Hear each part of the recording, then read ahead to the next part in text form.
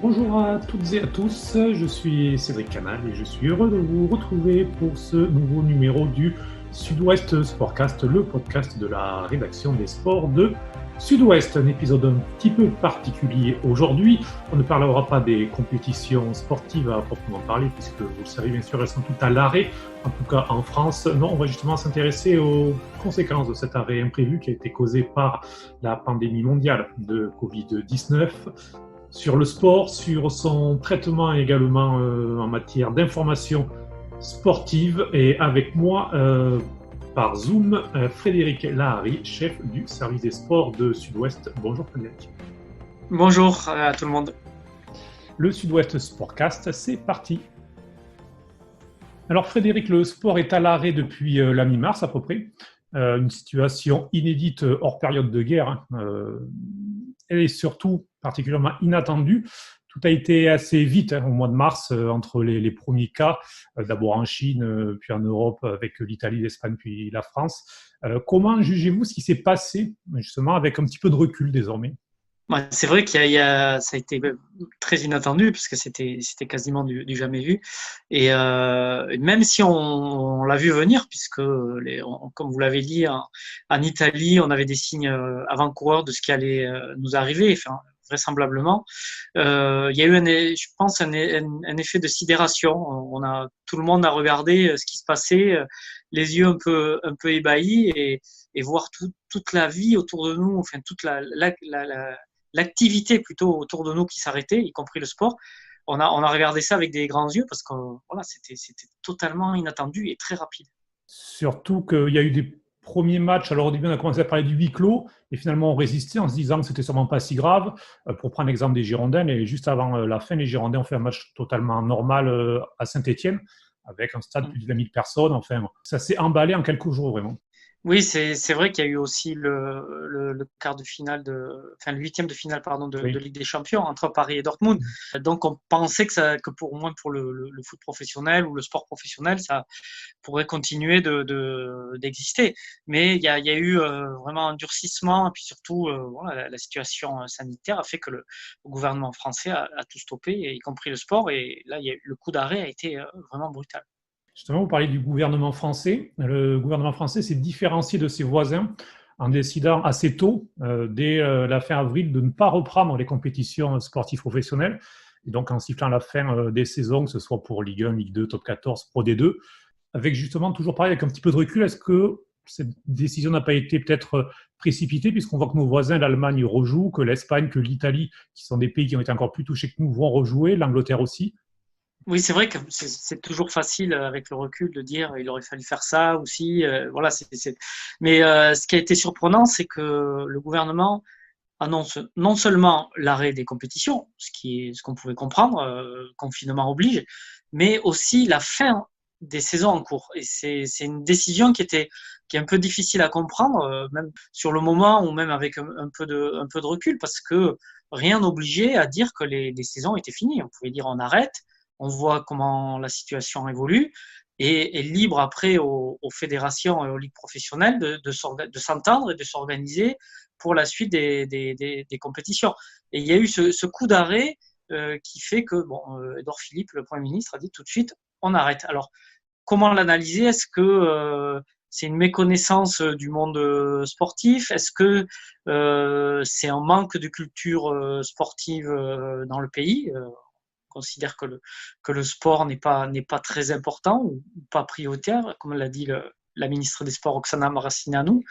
Mais je pense que ça traduit aussi, concernant notamment le football, le manque d'unité entre les présidents de clubs et ses dirigeants qui n'ont pas su s'entendre et apporter une solution unie ou porter une voix unie auprès du gouvernement. C'est surtout ça le problème. Et je pense qu'avec le recul aussi, aujourd'hui, je pense que tout le monde dit que Jean-Michel Aulas avait raison en disant qu'il fallait continuer. Mais avec le recul, le problème, c'est que Jean-Michel Aulas n'était peut-être pas la bonne personne pour porter ce message-là, même s'il est un président très respectable et respecté, que son club il a réussi de très belles choses avec lui. Mais à ce moment-là, c'est vrai que son discours était un peu difficile à entendre parce que tout le monde se disait, il dit ça parce qu'il veut sauver Lyon qui est septième et qui risquait de ne pas se qualifier pour la Coupe d'Europe. Donc c'était le bon message, mais peut-être pas porté par la bonne personne. Du coup, il y a eu pas mal de cacophonie au sein du football français, encore une fois. Au-delà de l'économie, on y reviendra sûrement tout à l'heure, mais c'est peut-être aussi là-dessus qu'il risque d'y avoir des fractures qui vont être peut-être longues à réparer, puisqu'il y a eu pas mal de courants qui se sont divisés pendant pas mal de semaines, et ça continue encore actuellement. Oui, chacun a défendu ses intérêts de club. Marseille, qui était deuxième, enfin, qui est toujours deuxième, enfin, qui est deuxième, a tout de suite défendu l'idée d'arrêter la saison sur le classement actuel parce que en se disant que peut-être Rennes ou d'autres clubs allaient revenir. Mais ça traduit aussi le manque d'unité à la tête de la Ligue de football, puisqu'il y a entre Didier Quillot et Nathalie Dubois de la Tour, il y a deux têtes dirigeantes et on a eu l'impression que il aurait fallu qu'il y en ait une qui ressorte. Et face à ce manque de décision, on a vu Noël Le Graët, qui est le président de la fédération, combler ce vide. Et Noël Le Graët, lui, tout de suite a dit bon, on arrête et a été tout à fait catégorique. Il a pris les choses en main. Mais il n'a pas oublié quand même de préserver l'intérêt de la fédération en maintenant l'idée de jouer les finales de coupe de la Ligue et de Coupe de France, et de jouer les matchs de l'équipe de France. Donc la saison pouvait s'arrêter pour la Ligue 1, la Ligue 2. Il l'a arrêté, c'est vrai, pour les championnats nationaux et les championnats amateurs, mais il a quand même préservé sa principale source de revenus pour la fédération, que sont les coupes et surtout l'équipe de France. Donc il a joué très finement et il a profité du manque de leadership au niveau de la ligue professionnelle. Enfin, à mon avis, en tout cas. Rugby a également, donc, à son tour, annoncé la fin des saisons. Le 2 juin a mis plus de temps, mais c'était plus, on va dire, de l'administratif pour formaliser cela, puisqu'il n'y avait pas également de grands doutes. Une différence tout de même, il n'y a pas de titre en rugby. Le classement est gelé comme cela, alors qu'en football, le Paris Saint-Germain est champion de France. Forcément frustrant pour l'UBB, puisque l'UBB faisait une belle course en tête, un petit peu comme le PSG en football. Oui, bien sûr, mais il faut quand même faire la différence parce que la formule de championnat entre la Ligue 1 de foot et le top 14 de rugby est totalement différente. C'est-à-dire que dans le rugby, il y a des phases finales où on remet quasiment les compteurs à zéro. Il y a d'abord un barrage, après effectivement les deux premiers ont l'avantage de recevoir en demi-finale, mais le titre se joue sur un match et c'est compliqué. Donc à mon avis, c'est quand même différent. L'UBB est effectivement très largement en tête, mais n'avait quand même pas l'assurance de terminer championne avec le nombre de points d'avance qu'elle avait. Donc il y avait des équipes qui pouvaient revenir très fort, comme Toulouse ou Toulon, qui récupéraient leurs internationaux. Donc je pense que c'est un peu moins inéquitable, si on peut dire. Par contre, pour le rugby, ce qui était un peu plus complexe, c'était la qualification pour la Coupe d'Europe, puisque normalement c'était les 6 premiers. Et il y a encore débat pour savoir si on qualifie on garde les 6 premiers ou si on élargit avec une nouvelle formule avec les 8 premiers pour éviter de désavantager des clubs qui étaient vraiment pas loin. Un problème différent, je pense, et ça a moins de prise à la polémique pour le rugby.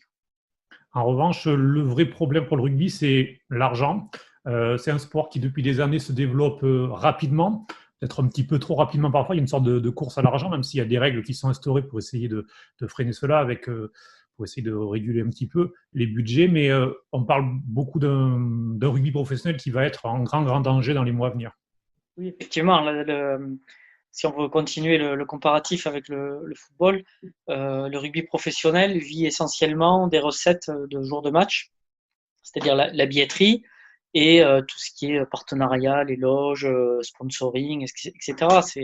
Je crois que c'est une 60% des budgets, alors que pour le football vit beaucoup ou majoritairement par les droits télé. Donc le foot peut continuer à vivre, au moins assurer une partie de sa trésorerie avec des matchs à huis clos. Pour le rugby, c'est difficile parce que voilà, si on match à huis clos, même si les droits télé existent, ils sont beaucoup moins importants en proportion, en quantité, mais aussi surtout en proportion. Donc, les clubs de rugby ont vite compris que même une reprise à huis clos, voilà, au bout de 2 ou 3 matchs, ils seraient en très très grande difficulté. Et effectivement, pour revenir aussi sur l'autre partie de la question, ça met en lumière le fait que le rugby vivait sûrement au-dessus de ses moyens, avec une course à l'armement, avec des salaires sûrement trop élevés euh, par rapport à son économie. Donc là, malheureusement, là, on le voit et on le ressent, et les réformes qui étaient sûrement nécessaires deviennent vitales, tout simplement, maintenant. Peut-être même pour le sport en général, puisque ça va toucher aussi le basket, il y a aussi des problèmes comme ça, structurels. Beaucoup de clubs de foot aussi qui sans les transferts, vivent au-dessus de leurs moyens. Donc peut-être que cette crise va obliger à repenser le modèle général du sport professionnel en France. Tout à fait. Pour parler du foot, c'est une économie un peu, pas virtuelle, mais un peu artificielle, dans le sens où les clubs français, depuis plusieurs saisons, ne doivent leur équilibre que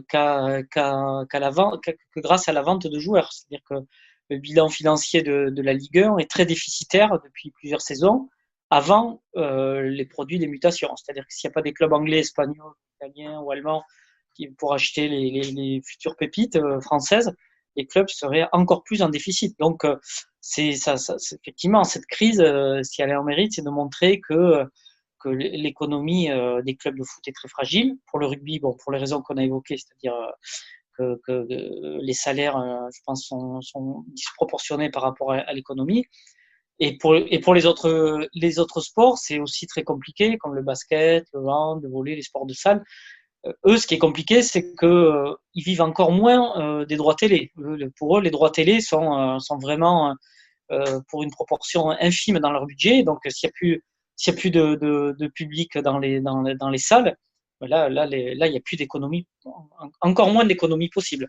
Donc, effectivement, ça doit pousser à réfléchir, mais la solution là est compliquée, parce que l'économie générale est touchée, l'économie de la France et même du monde. Donc, c'est très difficile maintenant de trouver des solutions, si ce n'est qu'il faut que les salaires baissent, tout simplement, pour revenir à une grille de salaire conforme à l'économie réelle de chaque sport, tout simplement. Et puis, effectivement, vous le disiez, on entend pas mal de dirigeants de clubs professionnels ou amateurs qui disent qu'à huis clos, on parle de basket, de hand, de volley notamment, ne reprendraient pas, puisque pour eux, ce serait impossible économiquement voilà, de tenir une saison. Si on jouait à huis clos, ne serait-ce que de septembre à décembre, ce serait trop compliqué. Oui, ça coûterait presque plus cher, parce qu'il y aurait quand même, il y a quand même des frais pour l'ouverture de la salle et tout ça. Puis il y a les déplacements, donc la trésorerie serait quasiment inexistante. Puis est-ce que les sponsors seraient d'accord pour être sur les maillots pour des matchs à huis clos? Pour le foot peut-être, parce qu'il y a les télés. Le handball, le basket ou le volley, dont les audiences sont quand même assez confidentielles par rapport au foot ou au rugby. Quel serait l'intérêt d'un sponsor à être sur un maillot? Puis il y aurait plus de loges, plus de public. Et puis là, on parle de l'économie, mais après, on peut parler aussi du reste. C'est-à-dire que quel intérêt de jouer un match sans public, quoi? Je pense que ça enlève quand même beaucoup de ce qui nous plaît dans le sport, c'est-à-dire de vibrer, qu'il y ait du bruit, voilà, qu'il y ait de l'ambiance, y compris pour nous journalistes, quand on est dans un stade. On n'est pas du tout étanche à l'ambiance qu'il y a dans un stade, et on se souvient souvent des grandes ambiances dans les stades. Donc, je pense qu'il y a beaucoup de choses qui font que le match à huis clos ne sont vraiment qu'une solution, mais vraiment transitoire. Alors, vous parliez des journalistes. Alors, justement, vous êtes chef de la rédaction des sports de Sud-Ouest. Sans actualité sportive, comment une rédaction sportive s'adapte? Il y a toujours de l'actualité, mais il n'y a plus de match. Effectivement, forcément, ça fait un grand trou dans les pages. Donc, on a forcément réduit l'activité. On est beaucoup moins en service à travailler tous les jours. On fonctionne à peu près un tiers du service. Beaucoup moins de pages, puisqu'il y a effectivement, il y avait tout un volume de résultats et de comptes rendus qui n'existent plus, beaucoup moins de manifestations à couvrir, mais il y avait quand même de l'actualité. Il y avait des sportifs confinés voilà, qu'on interviewait, il y avait tout ce qu'on vient d'évoquer, hein, c'est-à-dire les conséquences économiques, médiatiques du confinement. Donc on a quand même continué à faire vivre l'actualité du sport, mais il a fallu être un peu inventif et chercher des sujets aussi dans dans nos archives, voilà, revenir sur des matchs, on va revenir et on revient sur aussi les carrières de certains grands sportifs de la région. Donc il y a toujours à faire. Mais effectivement, on ne tourne pas à plein régime par rapport à une actualité normale et un calendrier normal, c'est évident. Alors, depuis que le déconfinement a été lancé progressivement, on entend pas mal parler du fait que ce confinement a pu avoir certains effets positifs, négatifs sur les gens, sur des choses comme ça. Est-ce que vous pensez que ça peut aussi avoir un côté peut-être positif sur le fait, sur le regard que vous avez, que la profession peut avoir de l'actualité sportive, le fait d'être comme ça, détaché de cette prise avec les résultats, avec les matchs, avec cette actualité habituelle? Oui, c'est vrai que ça oblige à être un peu plus inventif, à chercher des sujets un peu plus loin et à être moins comment dire, accroché au calendrier. Bon, même si on peut pas faire, on est bien obligé aussi d'être fixé sur un calendrier. Mais c'est vrai que ça, même si je pense on le faisait déjà, c'est-à-dire d'essayer de trouver des angles et des sujets, des idées de sujets un peu différentes et qui essaient de surprendre nos lecteurs. Bon, là, c'est vrai on peut retenir de ça que finalement, on peut tout à fait faire vivre une actualité en se détachant ce qu'on appelle l'agenda, c'est-à-dire le calendrier des matchs. Et donc, mais je pense on le faisait déjà. Mais c'est vrai que ça nous montre qu'on est capable de trouver des sujets qui sont autres que l'agenda. Ça, c'est sûr. Dans les côtés positifs, ça peut montrer aussi, ça peut avoir aussi une incidence sur, comment dire, le regard aussi qu'ont nos lecteurs sur le Sud-Ouest et sur notre site. C'est-à-dire on a aussi trouvé d'autres ressources.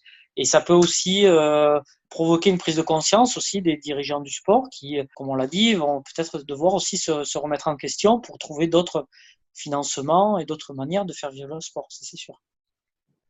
Alors, on aurait dû être au début d'un marathon sportif là, de 2 mois et demi. On devrait être en plein Roland-Garros. Derrière, il y avait l'Euro de football, le Tour de France, les Jeux Olympiques. Finalement, il faudra attendre donc le mois d'août pour retrouver le sport. Est-ce que ça vous manque, vous, en tant que passionné de sport, tous ces rendez-vous qui auront lieu soit en août, soit en 2021? Oui, bien sûr, c'est évident, les phases finales de rugby, la Ligue des Champions, l'Euro de foot, le Tour de France, même s'il aura lieu, mais ce sera un peu plus tard, Roland-Garros. Bon, on est journaliste de sport, mais on est avant tout des passionnés de sport. On fait ce métier parce on est passionné de sport. Donc évidemment que ça nous manque, c'est évident. Mais effectivement, là, on va avoir un gros trou d'air fin juin, juillet, puisqu'on a dû compter, il y a à peu près une centaine de jours de reportage concernant le Sud-Ouest en moins pour les 2 prochains mois. Donc, c'est effectivement un trou énorme. Et on attend avec impatience, effectivement. Et puis, c'est vrai qu'on aimerait aussi que cette période profite aussi peut-être pour retrouver des bonnes relations ou des relations un peu plus proches avec les sportifs. Parce que finalement, pendant le confinement, on a pu quasiment tous les joindre assez facilement, à l'exception des Girondins de Bordeaux qui ont complètement fermé les portes. Mais sinon, je pense que ça pourrait aussi remettre une proximité entre journalistes et sportifs qui finalement profiterait aussi à tout le monde et surtout aux lecteurs.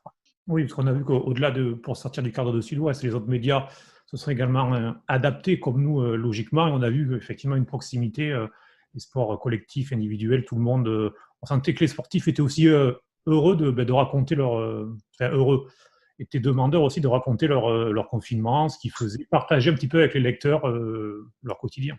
Oui, c'est vrai que effectivement, on a aussi pu sortir un peu du cadre du sport, peut-être des questions parfois un peu convenues d'avant-match ou d'après-match, où on a pu découvrir un peu la personnalité de ces sportifs, leur vie quotidienne, leur vie de famille, qui finalement est assez conforme à la nôtre. Donc, on a pu avoir une autre facette de la personnalité des sportifs, et je pense que tout le monde a compris qu'il avait à gagner. Quasiment tout le monde a compris qu'il avait à gagner aussi à se montrer. Ça montre aussi que sans trahir de secret, tout en restant chacun à sa place, en étant plus proche et en étant tout simplement plus naturel, ce n'était pas un problème. Et au contraire, c'était une bonne entre guillemets communication.